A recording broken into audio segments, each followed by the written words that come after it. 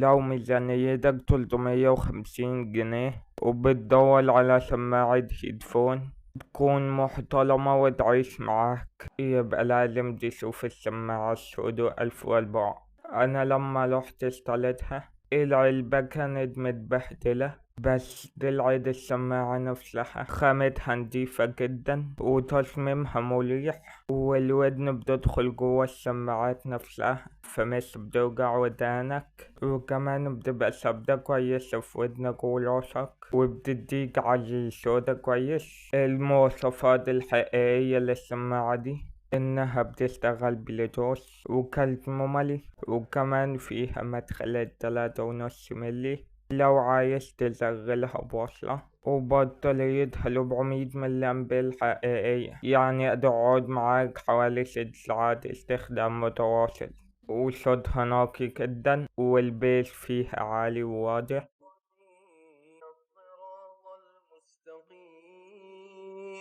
صراط الذين أنعمت عليهم غير المغضوب عليهم ولا الضالين.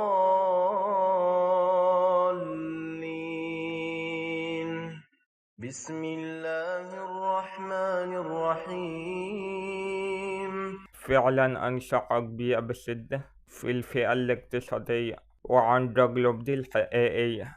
لو عجبك الفيديو ما تنساش تعمل له شير.